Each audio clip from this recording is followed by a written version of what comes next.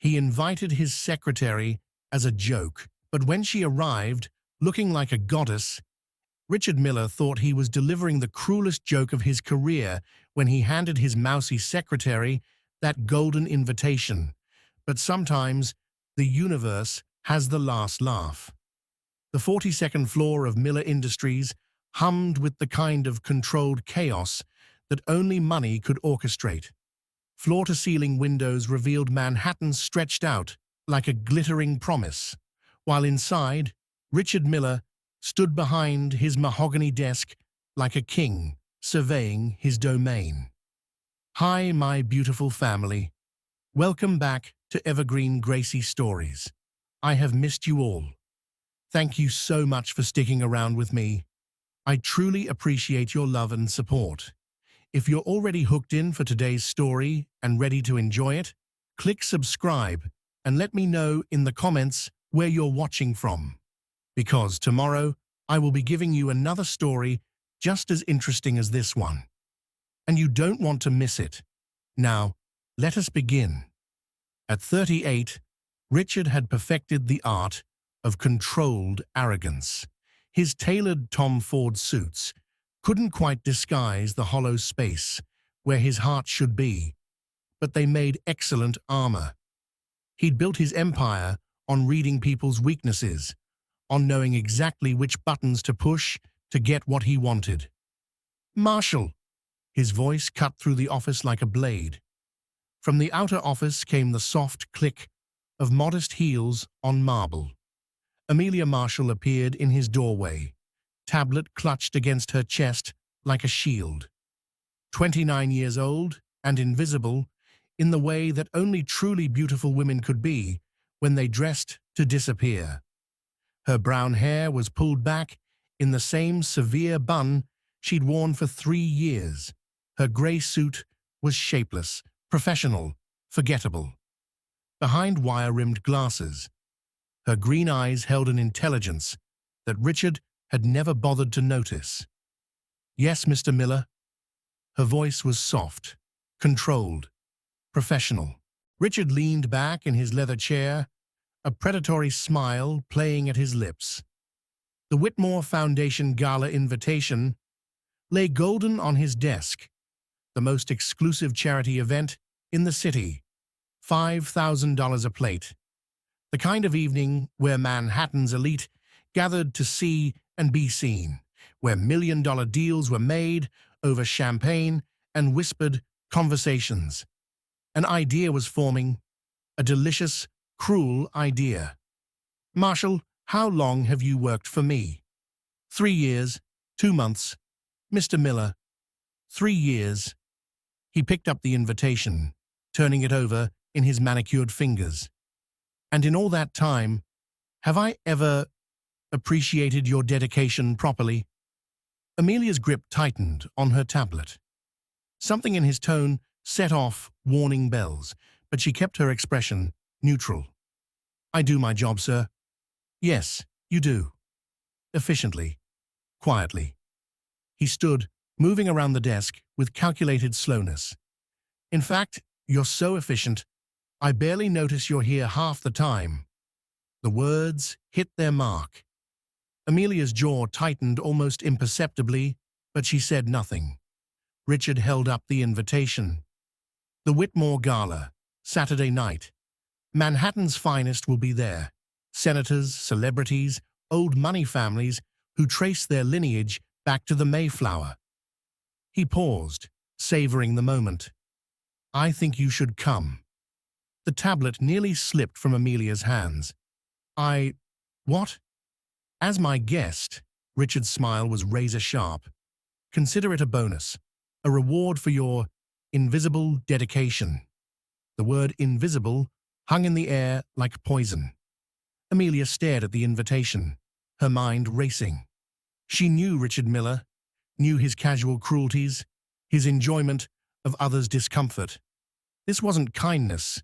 This was something else entirely. "I don't think that would be appropriate, Mr. Miller." "Nonsense." He pressed the invitation into her hands, his fingers brushing hers, for just a moment. "You work so hard, Marshall. You deserve to see how the other half lives. Besides, his eyes glittered with malicious amusement. It'll be educational. What do you think Richard's real motive is here? Drop a comment and let me know if you think Amelia should go to this gala or run the other way. Amelia looked down at the golden cardstock, her reflection catching in its glossy surface. For a moment, she saw herself as Richard saw her, forgettable, plain, invisible. The woman who organized his life, managed his schedule, and somehow ceased to exist the moment she left his line of sight. But something else flickered in her reflection. Something she'd buried so deep she'd almost forgotten it existed. The dress code is black tie, Richard continued, settling back into his chair. I'm sure you can figure something out. The dismissal was clear. Amelia looked up at him, studying his face. She could see the anticipation there, the cruel expectation. He was waiting for her to decline, to scurry back to her desk with her tail between her legs. Or maybe he was hoping she'd show up and embarrass herself, give him and his elite friends something to laugh about over their champagne and caviar. Saturday night, she said quietly. Saturday night, Richard confirmed, already turning his attention to his computer screen. 8 o'clock. Don't be late, Marshall, and don't disappoint me. The words were loaded with implication. Don't embarrass me. Don't remind them that I brought the help. Don't exist too loudly. Amelia nodded once, clutched the invitation to her chest, and walked out of his office with measured steps. But once she reached her desk, once she was safely hidden behind her computer monitor, her hands began to shake. 3 years. 3 years of perfect efficiency, of anticipating his needs, of being the invisible force that kept his world running smoothly. 3 years of good morning nods and dismissive instructions, and the occasional "good work, Marshall," that felt more like acknowledgement of a useful appliance than recognition of a human being. She looked at the invitation again. The Whitmore Foundation Gala. She'd organized Richard's attendance herself, had researched the guest list, had even helped select his tuxedo from his usual tailor.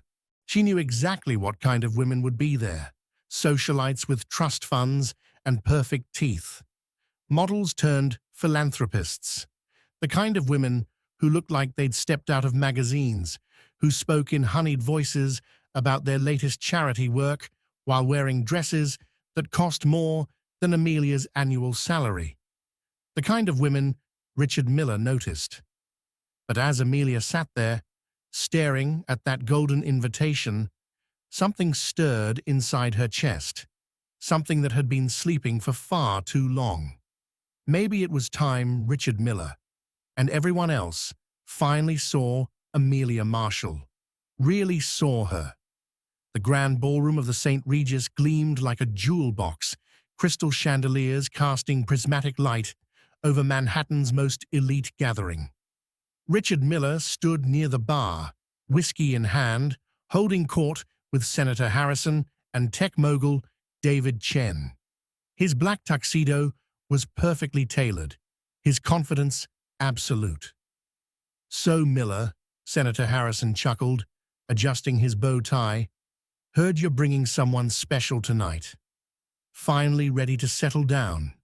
Richard's laugh was sharp, predatory. "Something like that. Let's just say it should be entertaining." He checked his Rolex. 8:15. Where was she? Part of him had expected Amelia to lose her nerve, to call in sick, to find some excuse to avoid what he'd planned as her public humiliation. But another part, the part that had been anticipating this moment all week, hoped she'd show. The ballroom buzzed with the kind of controlled energy that only accompanied gatherings of the truly powerful. Women draped in designer gowns that cost more than most people's cars glided across marble floors. Men in $1,000 tuxedos discussed stock portfolios and political influence over champagne that had been aging longer than some of their wives. Richard scanned the crowd, noting the usual suspects: Victoria Ashford, oil heiress, magnificent in midnight blue Versace; Catherine Mills, pharmaceutical royalty, stunning in emerald green silk. These were the women who orbited his world, beautiful, polished, utterly predictable, the kind of women who made sense with Richard Miller. "Ah, there's your mystery date," David Chen said, nodding toward the ballroom entrance. Richard turned, his practiced smile already forming. Time for the show to begin. Time to watch his plain little secretary realize she didn't belong in this world of... The words died in his throat.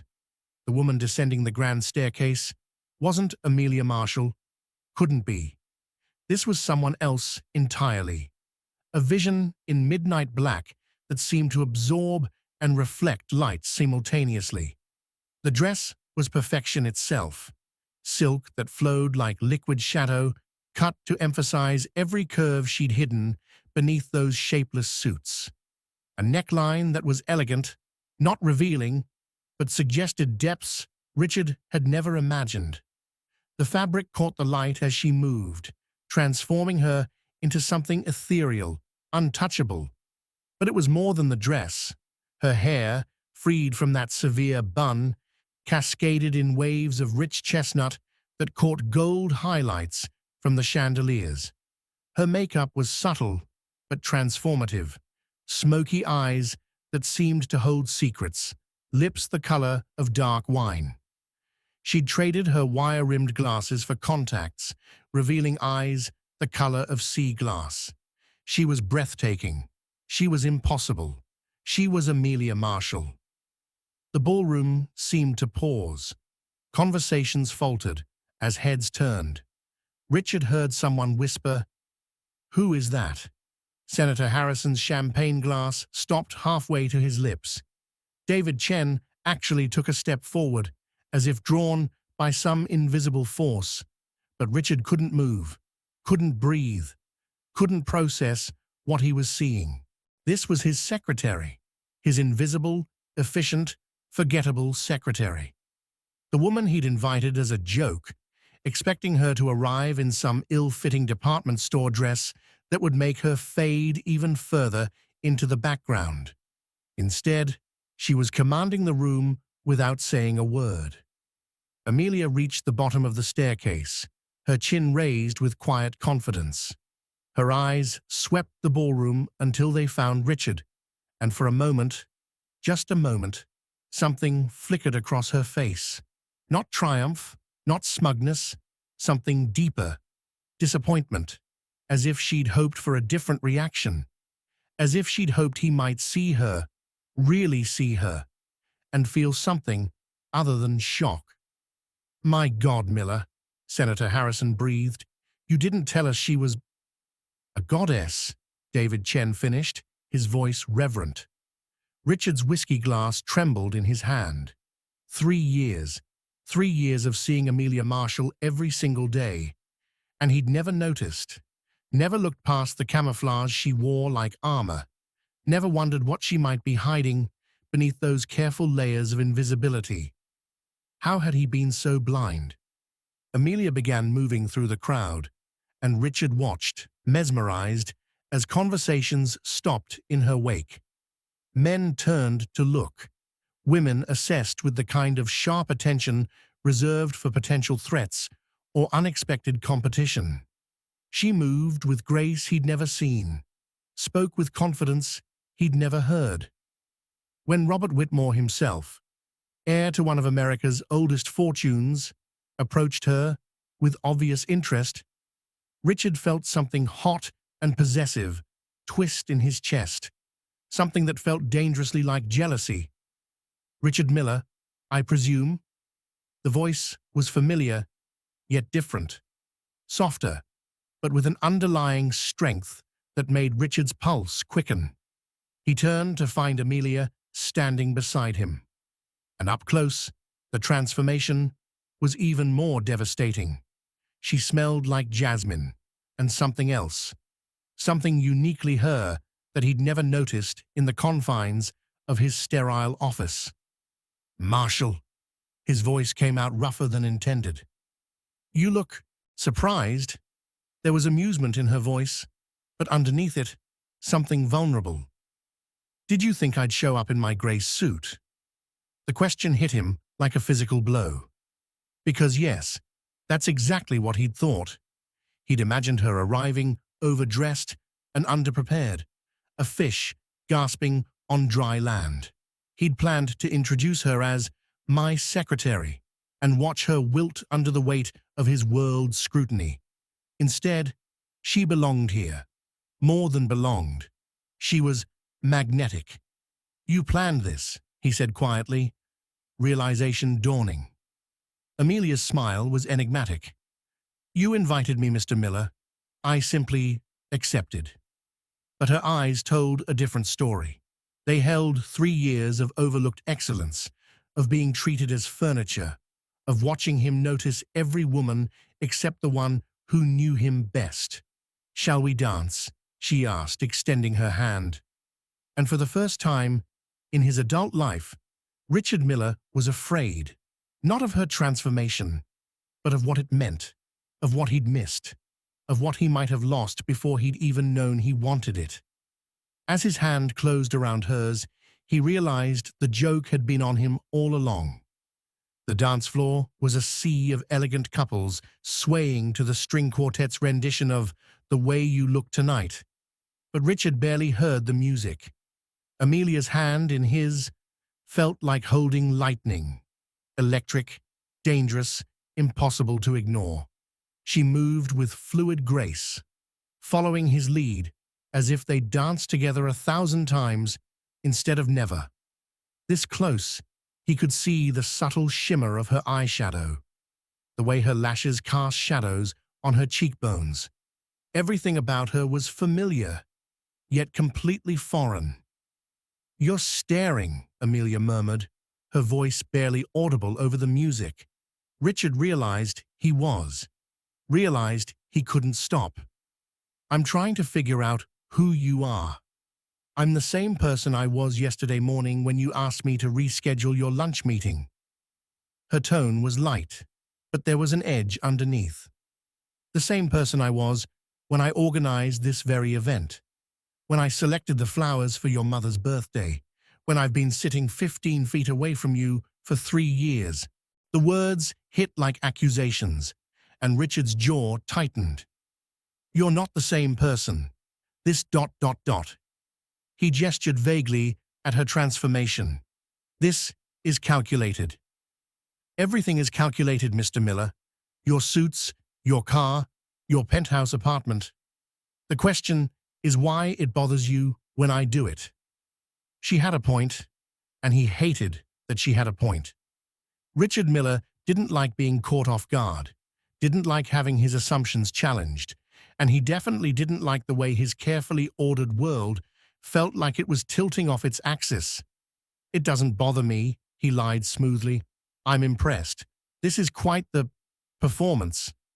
Amelia's step faltered slightly, and he saw hurt flash across her features before she masked it.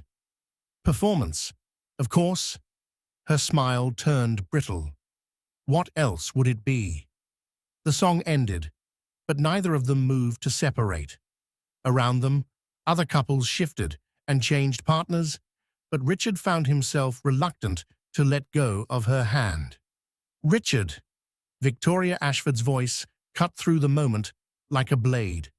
"There you are, darling." Victoria glided toward them, resplendent in her designer gown, her smile sharp as cut glass.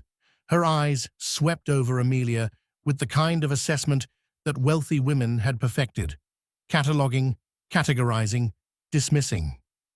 "Victoria." Richard's voice was carefully neutral. "You look lovely." "Thank you." Victoria's attention remained fixed on Amelia. "And you must be Richard's date for the evening?" The pause before date was deliberate, loaded with implication. Richard felt Amelia stiffen beside him, saw her chin lift, almost imperceptibly. "Amelia Marshall," she said, extending her hand with cool professionalism. "Oh." Victoria's eyebrows rose with false surprise. "You're Richard's secretary. How interesting that you're here." The word secretary hung in the air like a slap. Richard saw color rise in Amelia's cheeks, saw the way her composure wavered for just a moment, and something protective and fierce roared to life in his chest. "Amelia is my guest," Richard said, his voice carrying the kind of authority that had built his empire. "And one of the most intelligent people I know." Both women looked at him in surprise. Victoria because he'd never defended an employee before, Amelia because he'd never acknowledged her intelligence in 3 years of working together. "Well, of course," Victoria recovered quickly, her smile returning full force. "Richard, the Harrisons are asking about that merger you mentioned. Perhaps you could spare a few minutes." It was a dismissal disguised as a request, a polite way of separating him from his inappropriate companion. Richard felt the familiar pull of social expectation, the invisible chains of his world's rules and hierarchies. He should go, should let Victoria lead him away to discuss business with people who mattered, people who moved in his circles, people who understood his world. But when he looked at Amelia, saw the careful blankness settling over her features as she prepared to be abandoned, something rebelled inside him. "Actually," he said, his hand tightening on Amelia's, "we were just about to get some air. Perhaps later, Victoria?" Victoria's smile turned glacial. "Of course. How romantic." She glided away, but Richard could feel her watching them, could practically hear the whispered conversations that would follow. By tomorrow, half of Manhattan's elite would know that Richard Miller had chosen his secretary over Victoria Ashford. The thought should have terrified him. Instead, it felt like freedom. "You didn't have to do that," Amelia said quietly as he led her toward the terrace doors. "Yes, I did." "Why?" She stopped walking, forcing him to face her. 3 years, Richard. 3 years of Victoria Ashford and women like her, and you've never had a problem with the hierarchy before. Why now?" The question was loaded with 3 years of watching him court socialites and heiresses, 3 years of being invisible, while he pursued women who saw him as a prize to be won, rather than a person to be known. Richard opened his mouth to give her some smooth non-answer, some deflection that would keep his walls intact. But looking into her eyes, those incredible green eyes he'd somehow never really seen before, the words wouldn't come, because the truth was too dangerous. The truth was that seeing her like this, transformed and confident and utterly magnetic, had shattered something inside him, had made him realize that he'd been sleepwalking through his life, collecting beautiful, appropriate women like trophies, while the one person who truly saw him sat 15 feet away, invisible and ignored. "I don't know," he said finally, and the honesty in his voice surprised them both. "Richard's world is cracking open. Do you think he's finally seeing what was right in front of him, or is he just confused by Amelia's transformation? Let me know in the comments what you think happens next." Amelia searched his face, looking for deception, for the cruel amusement she'd expected, but all she saw was confusion and something that looked almost like fear. "This was a mistake," she said suddenly, stepping back. "I should go." "Don't." The word came out sharper than he intended. "Please." "Why?" "So you can parade me around like some kind of experiment? Show everyone how the plain secretary cleans up?" Her voice was rising, 3 years of suppressed hurt bleeding through her careful composure. "I know what this is, Richard. I know what you thought would happen tonight." "You're wrong." "Am I? Then tell me why you invited me." Tell me what you expected.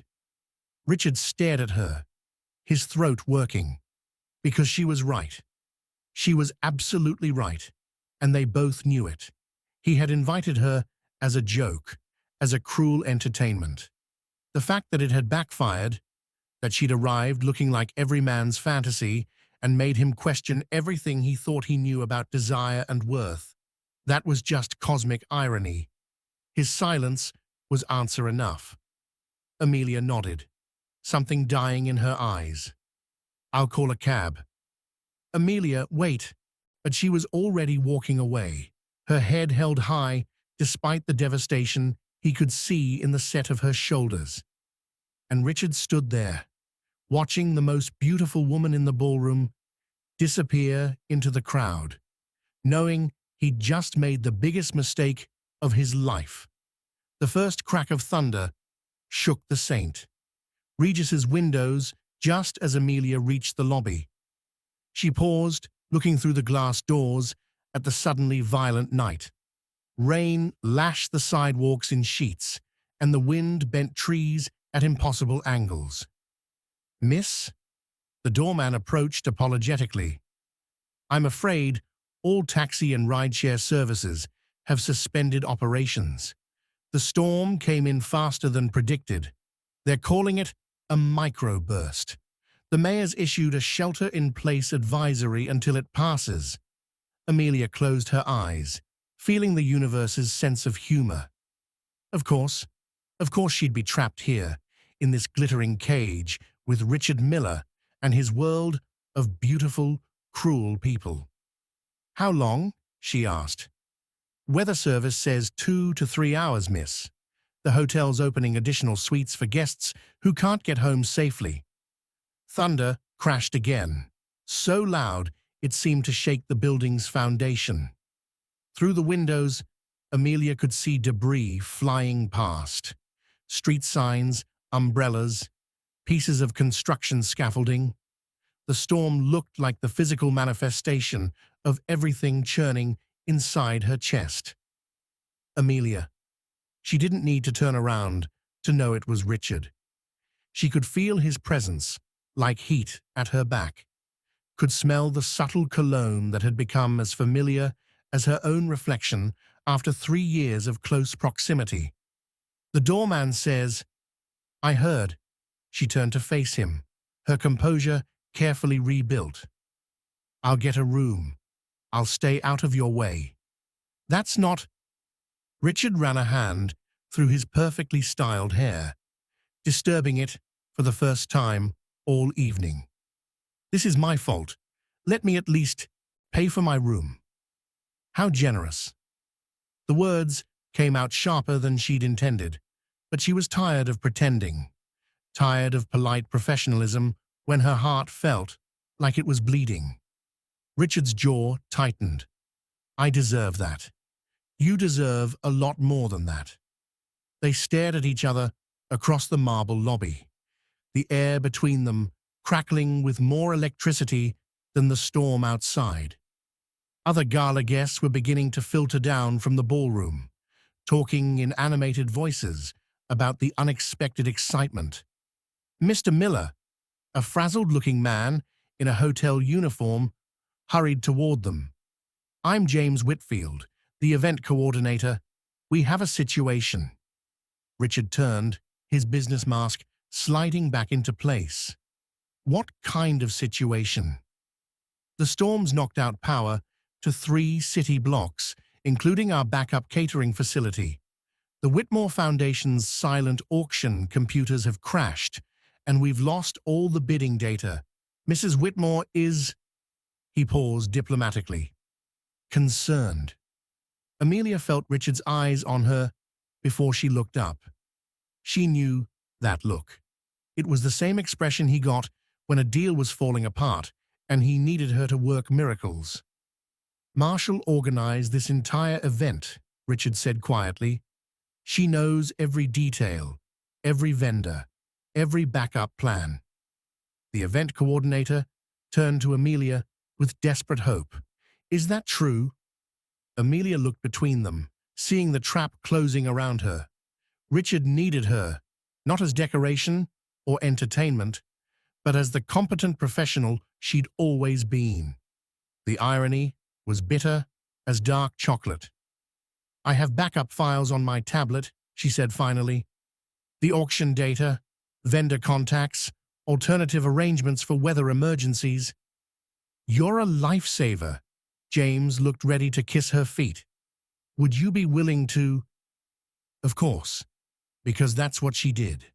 Solved Richard Miller's problems, fixed his mistakes, made his life run smoothly, even when he broke her heart.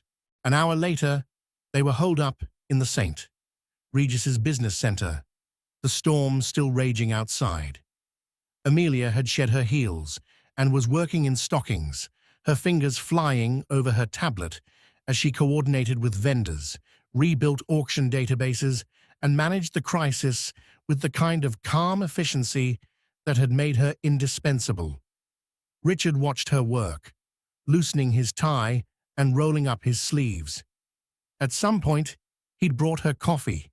Real coffee, not the hotel's standard offering, but the expensive dark roast she preferred. The fact that he'd remembered her preference, that he'd even noticed it, sent an unwelcome flutter through her chest. "The auction's back online," she announced, not looking up from her screen. "I've contacted the backup caterers, and they can have additional food here within the hour. The hotel's generators are handling the essential systems, so the ballroom should be fine." "How did you—" Richard shook his head. "Never mind. Of course, you had contingency plans." "It's my job to anticipate problems." The words carried weight beyond their surface meaning. Richard was quiet for a moment, studying her profile in the blue glow of the computer screen. Without the ballroom's glamorous lighting, she looked more like the Amelia he thought he knew, but not quite. The elegant dress, the confident way she held herself, the competence that seemed to radiate from her very pores, it was all still there, just layered now with everything he'd failed to see before. "Why didn't I ever notice?" he asked suddenly. Amelia's fingers stilled on the keyboard. "Notice what?" "How brilliant you are. How ... He struggled for words. "How extraordinary." She laughed, but there was no humor in it. "Because you didn't want to notice. Noticing would have complicated things. The careful distance you keep from everyone who works for you. The way you compartmentalize your life. Business here, pleasure there, never the two mixing."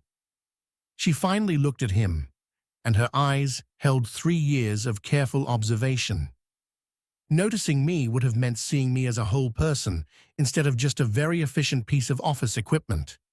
The words hit like physical blows, because she was right, absolutely, devastatingly right. "I see you now," he said quietly. "Do you?" Amelia saved her work and closed the tablet. "Or do you just see the dress and the makeup and think you've discovered something that was hidden?" "This isn't hidden, Richard. This is just the rest of me, the part you never bothered to look for."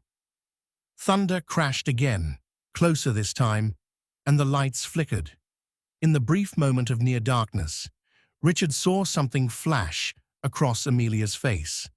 Vulnerability, longing, the same desperate want that was clawing at his chest. When the light steadied, her mask was back in place. "The crisis is handled," she said, slipping her feet back into her heels. "I should check on the auction." "Stay." The word came out rougher than he intended. "Please, just stay." Amelia paused, her hand on the door handle. "Why?" "Because I think I'm finally ready to see the rest of you." Amelia didn't stay. Not exactly, but she didn't leave either. Instead, she moved to the window, watching the storm tear through Manhattan's steel and glass canyon.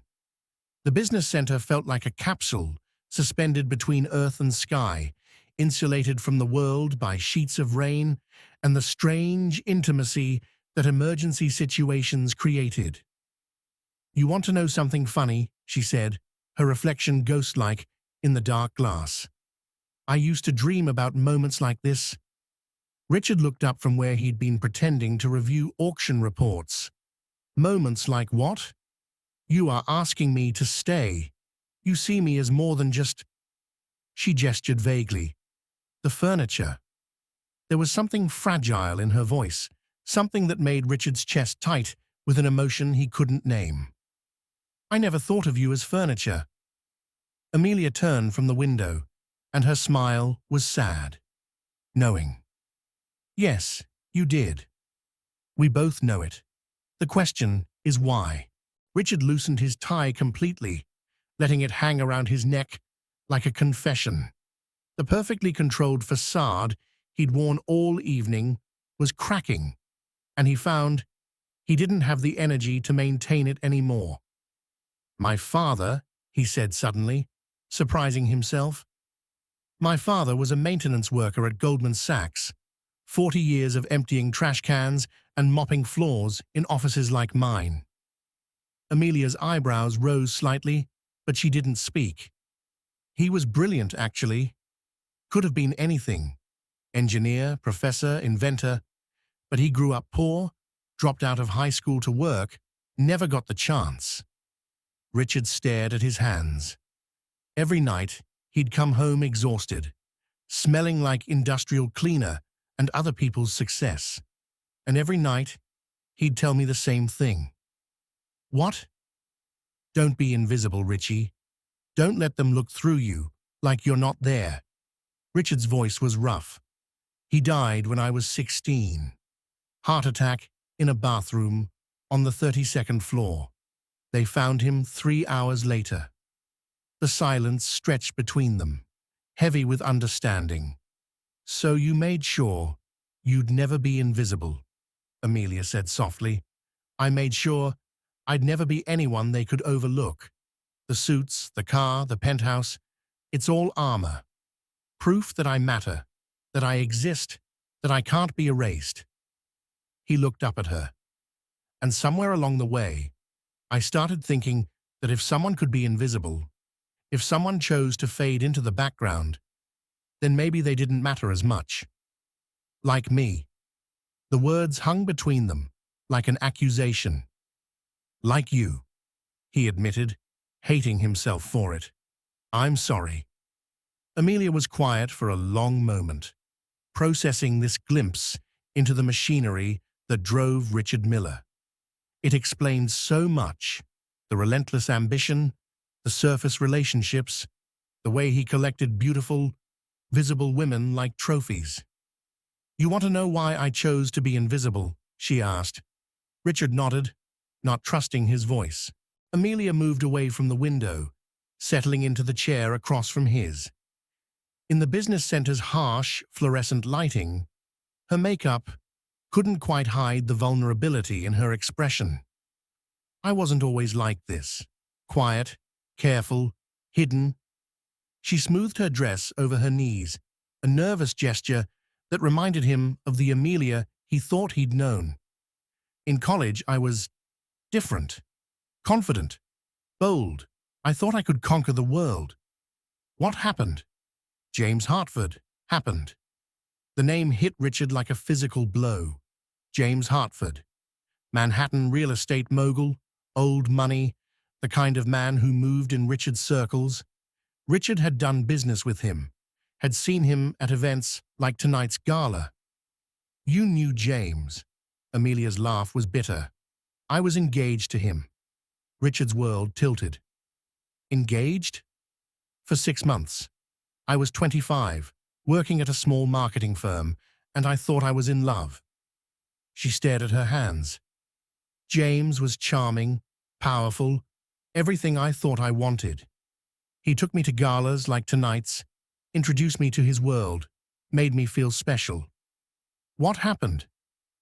I overheard him talking to his friends at a charity auction, very similar to tonight, actually.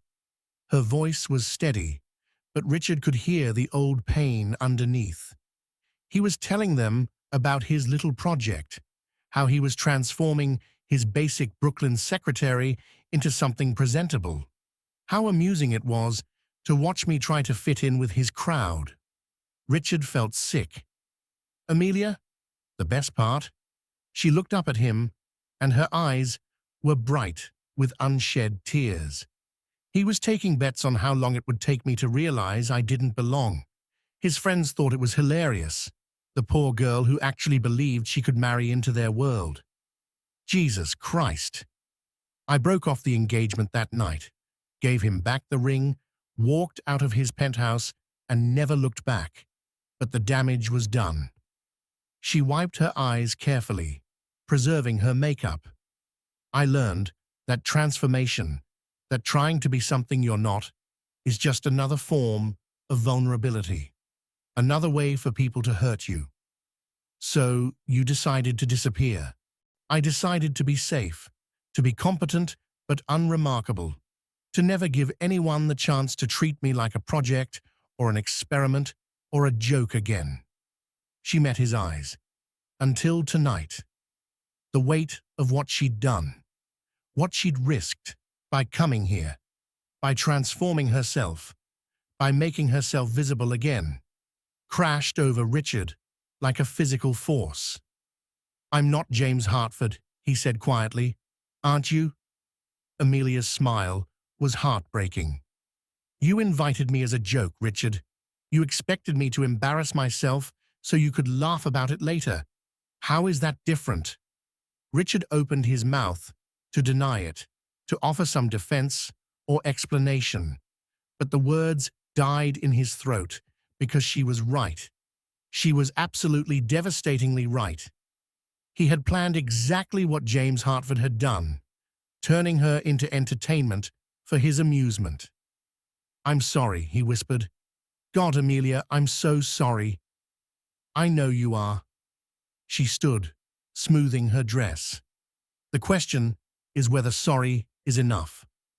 Thunder crashed outside, shaking the windows, and in its wake, the silence between them felt infinite and fragile as glass.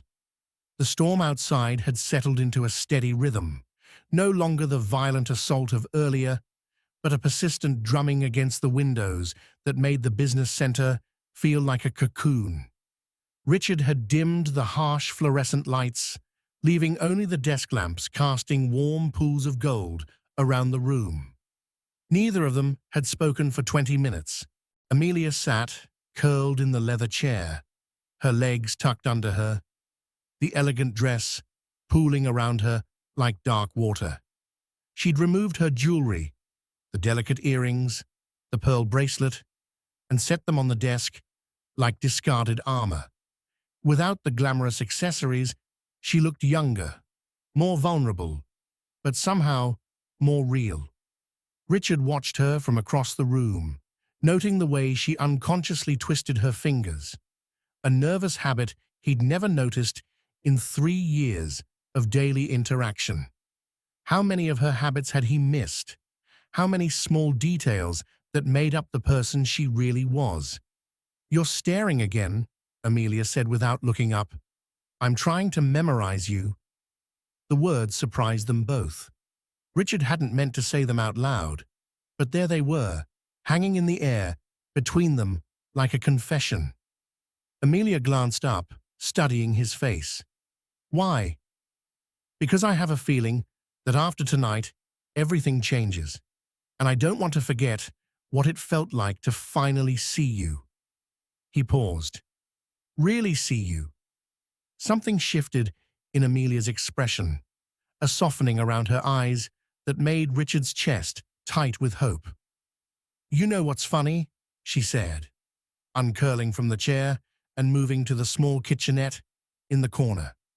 "I used to practice conversations with you." "Practice conversations?" She began making coffee, her movements efficient and familiar. "In my apartment, getting ready for work. I'd rehearse what I'd say if you ever asked me about my weekend, or my opinions on a project, or—" She shrugged. "Anything personal, really." Richard felt something twist in his chest. "What would you have said?" Amelia was quiet for a moment, measuring coffee grounds with precision. About my weekends, that I volunteer at the Literacy Center in Brooklyn, that I teach art classes to kids whose parents work 3 jobs and can't afford enrichment programs. She glanced at him. That I paint. You paint? Watercolors mostly. Landscapes, portraits. I'm not very good, but it makes me happy. She poured water into the machine, and the sound of brewing coffee began to fill the silence. I would have told you that I read voraciously. Mysteries, literary fiction, poetry. That I know all the words to every musical theater song ever written because my mother was obsessed with Broadway. Was. She died when I was 22. Cancer. Amelia's voice was matter-of-fact, but Richard caught the slight tremor underneath. She was a seamstress, worked for a theater company in Queens, altering costumes and sewing sequins until her fingers bled. But she loved it, loved being part of the magic, even if she was invisible to the audience. Richard thought about his own father, dying invisible in a corporate bathroom, and felt a strange kinship with this woman he'd spent 3 years not knowing. She sounds wonderful. She was. Amelia poured 2 cups of coffee, adding cream to his without asking. Another detail she'd noticed and remembered. She taught me that there's dignity in any honest work, that being part of something beautiful matters even if you're not in the spotlight. She handed him the coffee, their fingers brushing briefly. The contact sent electricity up Richard's arm, but he tried to ignore it, focusing instead on the warmth in her voice when she talked about her mother. Is that why you took the job with me? To be part of something? Amelia settled back into her chair, cradling her coffee cup. Initially, yes. Miller Industries was growing, exciting. I thought I could contribute, maybe work my way up. She smiled ruefully. I was naive. You could have quit, found another job. I considered it, especially after the first year when I realized you were never going to see me as anything more than an extension of your computer system. She sipped her coffee thoughtfully. But then I started to understand you. Understand me? The way you worked 18-hour days but never complained. The way you remembered every employee's birthday but pretended it was just good business. The way you'd stand at your office window sometimes, looking out at the city like you were carrying the weight of the world. Richard felt exposed, vulnerable in a way that had nothing to do with the storm outside. I saw how lonely you were, Amelia continued softly. How isolated. All those beautiful women, all those powerful friends, and you were alone, in the middle of it all. I recognized it because I felt it too. Is that pity I hear in your voice? No. She met his eyes directly. It's understanding. There's a difference. They sat in comfortable silence for a moment, the storm outside now just background noise to their private world. Richard found himself relaxing in a way he hadn't in years. Not the calculated relaxation of expensive spas or exclusive clubs, but genuine peace. Can I ask you something? Amelia said. Anything. Why tonight? Why the cruel joke? You're not usually... She searched for words. You're demanding. Sometimes thoughtless, but not usually deliberately cruel. Richard set down his coffee cup, running his hands through his hair.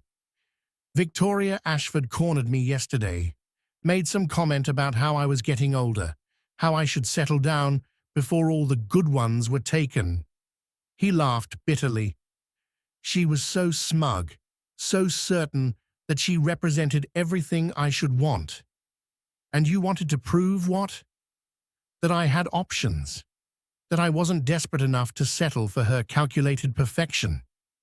He looked at Amelia, shame coloring his voice. I thought bringing you would be the ultimate statement. Look how little I care about your standards that I'd bring my secretary. But instead, You brought someone who outclassed every woman in that ballroom. The words were said without arrogance, just simple truth, and Richard felt his heart skip. Yes, he said quietly. Instead, I brought someone extraordinary and spent 3 years pretending she was ordinary. Amelia smiled. The first genuinely warm smile he'd seen from her all evening. We're quite a pair, aren't we? The man afraid of being invisible and the woman who chose invisibility. What does that make us? I don't know, she said softly, but maybe it's time we figured it out. These two are finally opening up to each other, but we know the real test is coming. Do you think they can overcome their past hurts and trust each other? Drop your thoughts below. Outside, the storm was beginning to weaken, but inside the business center, something new was building. Something fragile and precious and terrifyingly real.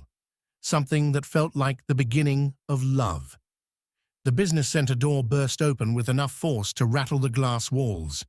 There you are. Victoria Ashford's voice cut through their intimate bubble like a blade through silk.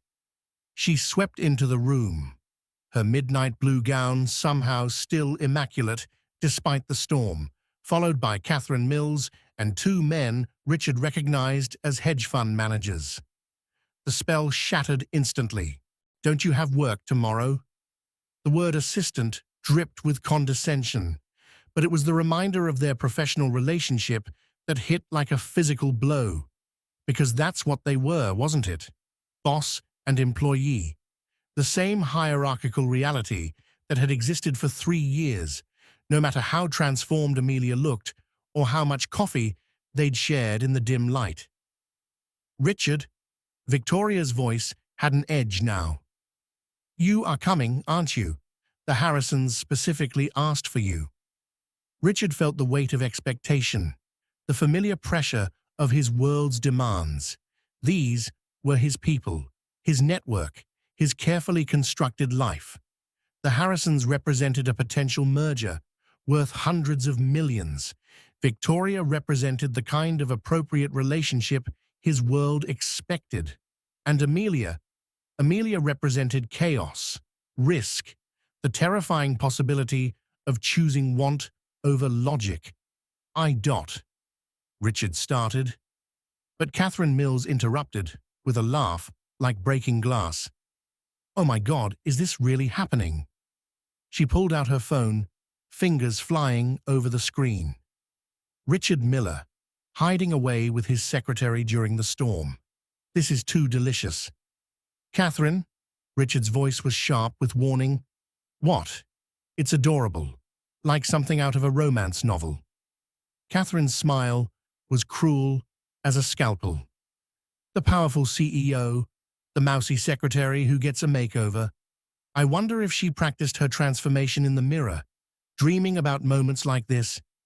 Amelia went very still. Richard saw the color drain from her face, saw her hands clench in her lap. That's enough, he said. But his voice lacked conviction. The walls of his carefully constructed world were closing in, and he could feel himself retreating into old patterns, old protections. Oh, come on, one of the hedge fund managers joined in, clearly enjoying the entertainment. We've all been there.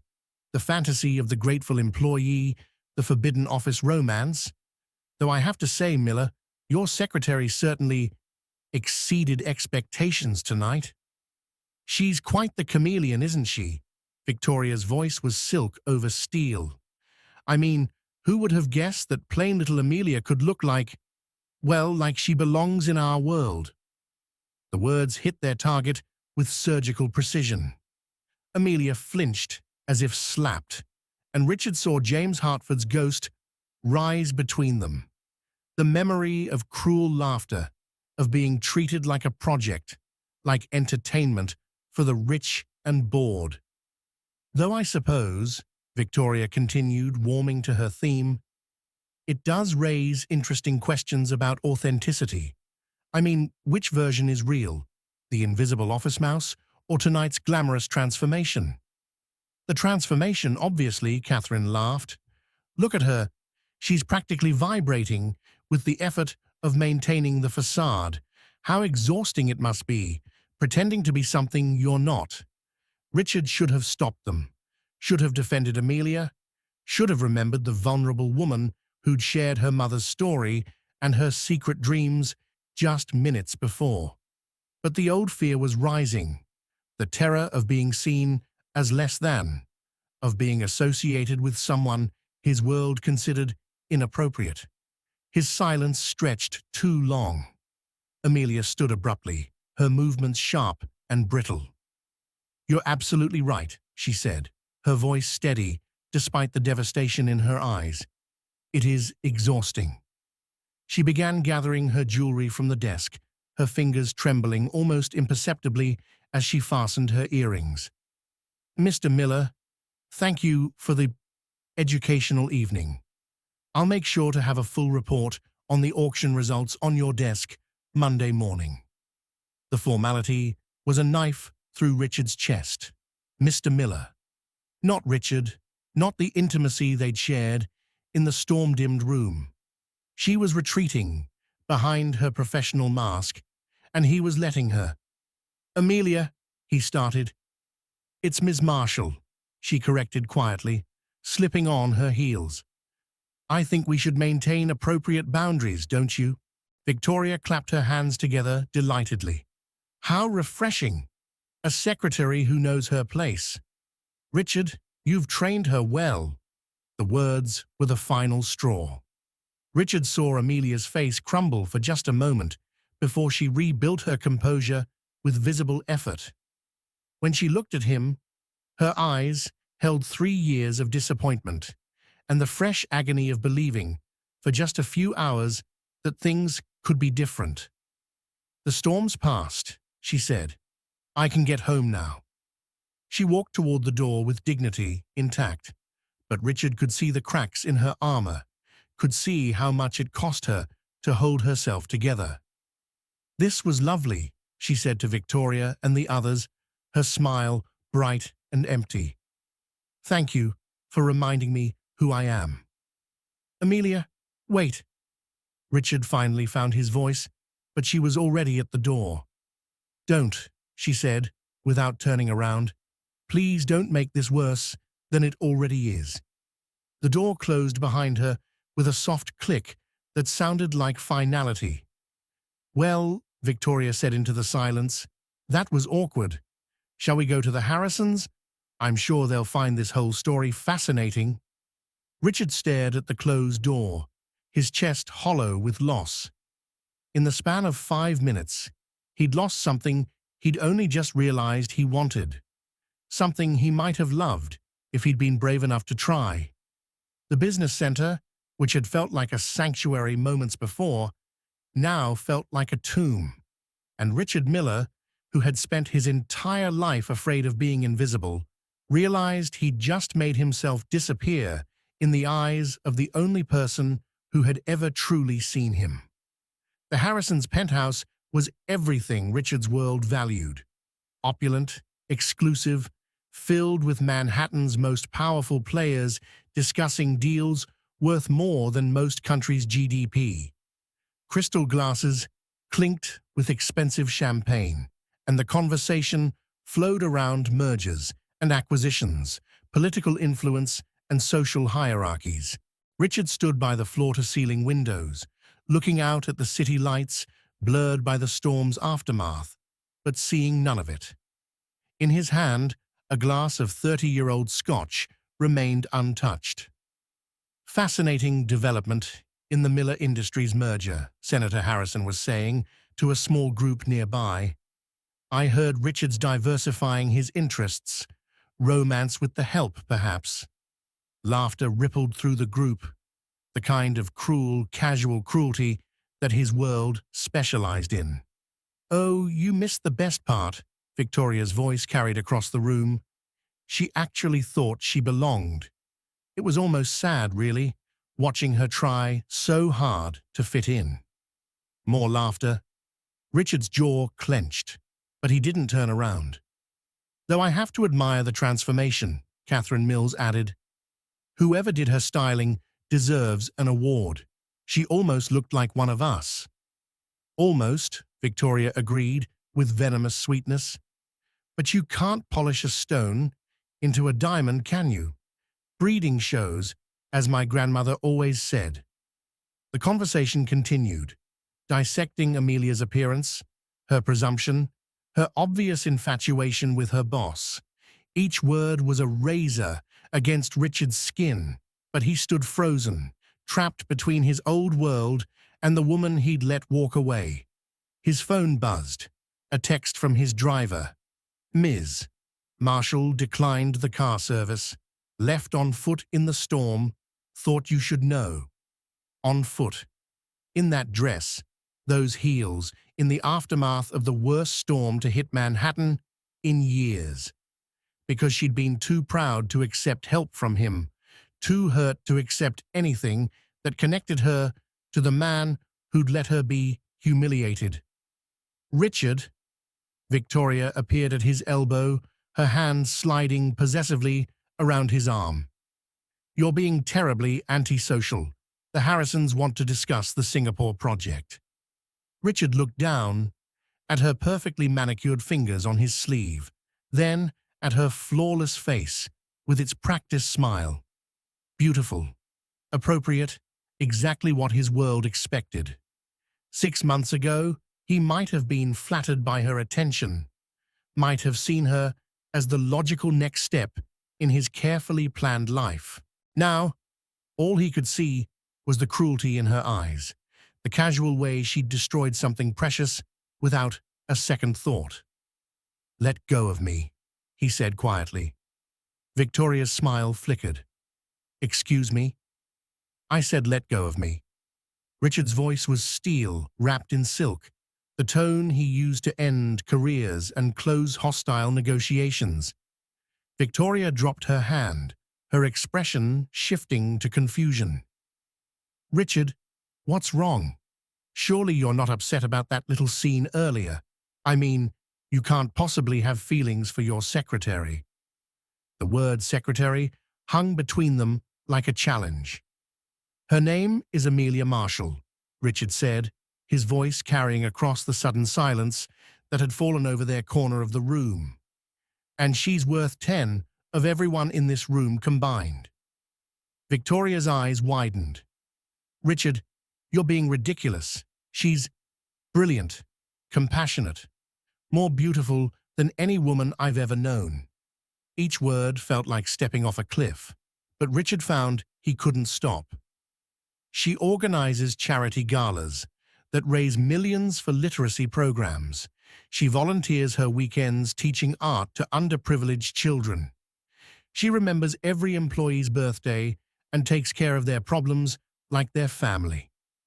The entire conversation had stopped. Everyone was staring at him now, watching Richard Miller, master of the universe, king of controlled emotions, fall apart over his secretary. And tonight, Richard continued, his voice breaking slightly, she trusted me enough to let herself be vulnerable again, despite every reason not to. And I repaid that trust by letting all of you tear her apart for my entertainment. This is embarrassing, Victoria hissed. People are watching. Good, Richard said, pulling out his phone. Let them watch. Let them see what happens when someone finally chooses love over status. Now, all he could see was the cruelty in her eyes, the casual way she'd destroyed something precious without a second thought. Let go of me, he said quietly. Victoria's smile flickered. Excuse me? I said let go of me. Richard's voice was steel, wrapped in silk, the tone he used to end careers and close hostile negotiations. Victoria dropped her hand, her expression shifting to confusion. Richard, what's wrong? Surely you're not upset about that little scene earlier. I mean, you can't possibly have feelings for your secretary. The word secretary hung between them like a challenge. Her name is Amelia Marshall, Richard said, his voice carrying across the sudden silence that had fallen over their corner of the room. "And she's worth 10 of everyone in this room combined." Victoria's eyes widened. "Richard, you're being ridiculous. She's brilliant, compassionate, more beautiful than any woman I've ever known." Each word felt like stepping off a cliff, but Richard found he couldn't stop. "She organizes charity galas that raise millions for literacy programs. She volunteers her weekends teaching art to underprivileged children. She remembers every employee's birthday and takes care of their problems like their family." The entire conversation had stopped. Everyone was staring at him now, watching Richard Miller, master of the universe, king of controlled emotions, fall apart over his secretary. "And tonight," Richard continued, his voice breaking slightly, "she trusted me enough to let herself be vulnerable again, despite every reason not to. And I repaid that trust by letting all of you tear her apart for my entertainment." "This is embarrassing," Victoria hissed. "People are watching." "Good," Richard said, pulling out his phone. "Let them watch. Let them see what happens when someone finally chooses love over status." He was scrolling through his contacts, looking for Amelia's number, when Catherine Mills laughed, sharp and disbelieving. "Love? Richard, be serious. You've known her for 3 years and never noticed her until tonight. That's not love. That's guilt, mixed with novelty." The words hit like a physical blow because they contained just enough truth to hurt. Had he only noticed Amelia because of her transformation? Was this feeling real, or just the intoxication of seeing something familiar made new? Richard's thumb hovered over Amelia's contact information, doubt creeping in like poison. But then he remembered her voice in the business center, soft and vulnerable, as she told him about her mother. The way she'd curled in the chair like she belonged there, like she'd found a safe harbor. The intelligence in her eyes when she'd solved the auction crisis. The quiet dignity with which she'd endured Victoria's cruelty. He remembered 3 years of perfect efficiency, of problems solved before he knew they existed, of a presence so constant and reliable he'd taken it for granted, like air, like sunlight, essential and invisible until it was gone.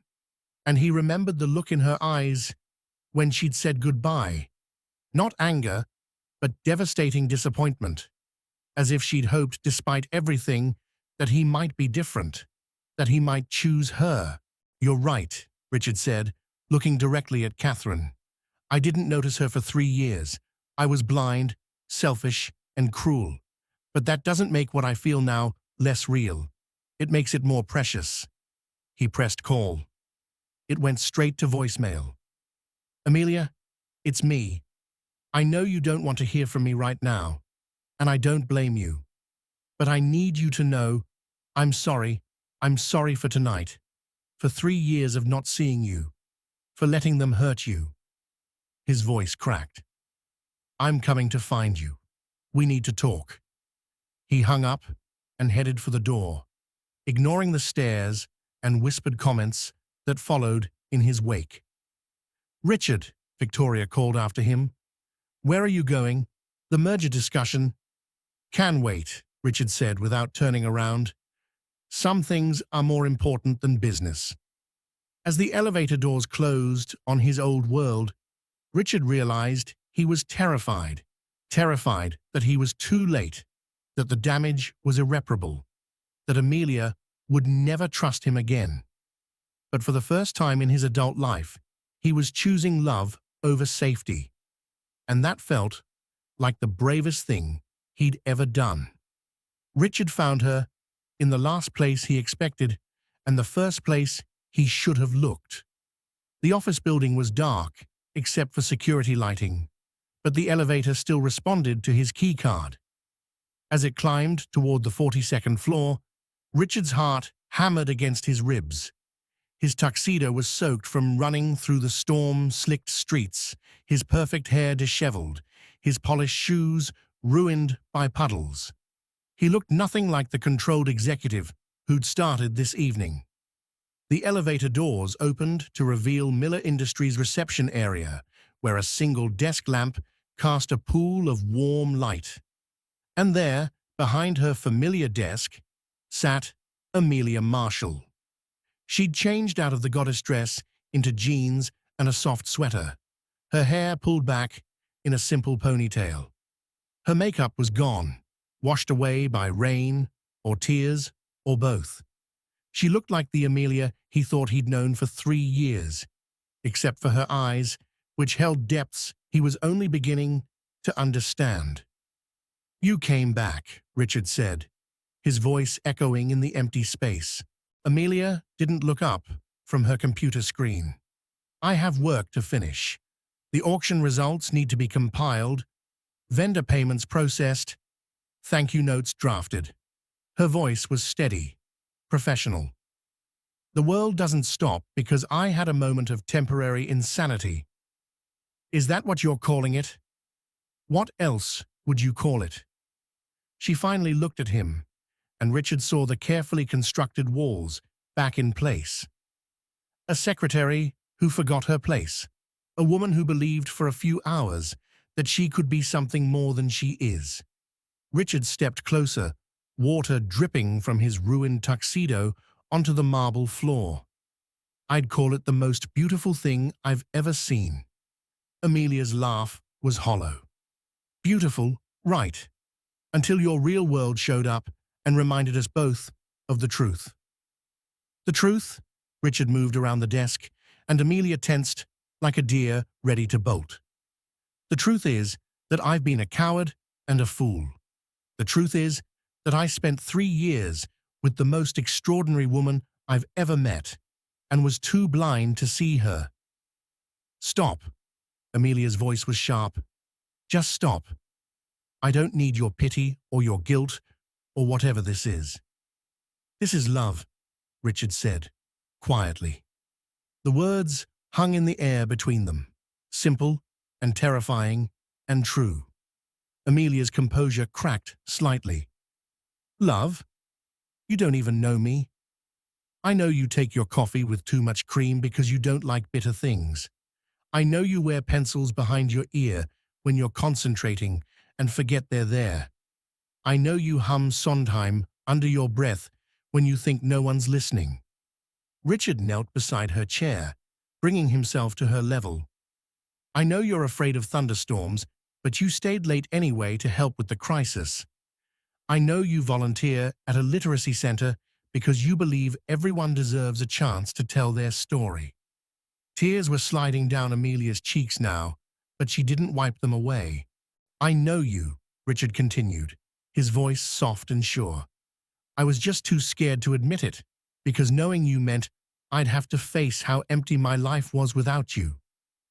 "Richard," Amelia's voice was barely a whisper.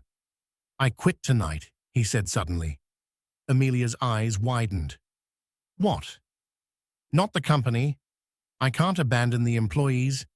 But I quit being the person who values appearance over substance, who chooses safety over truth, who lets fear make his decisions."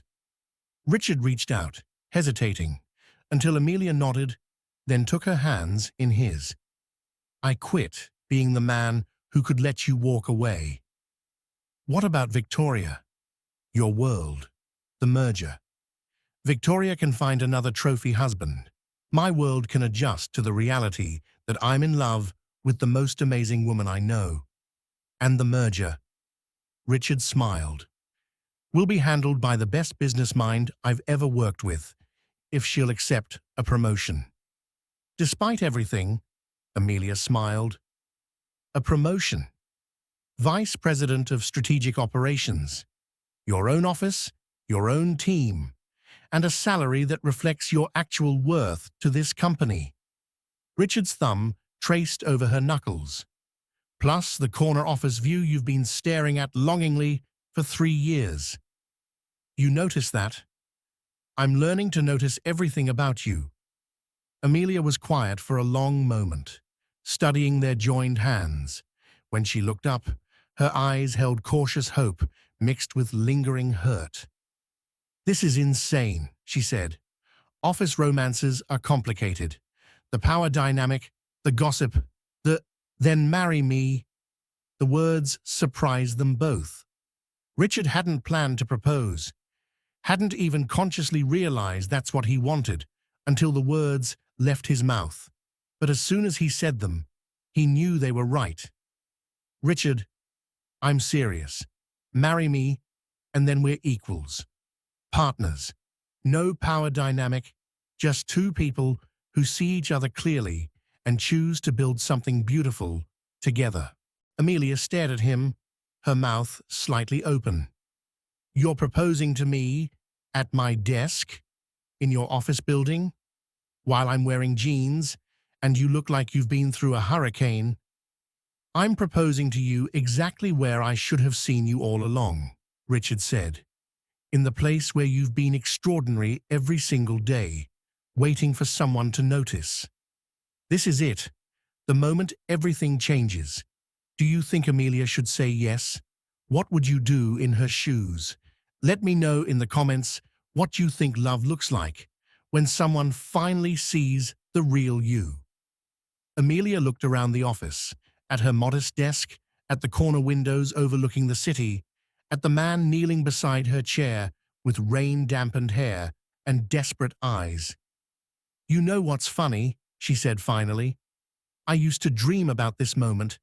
Not the proposal.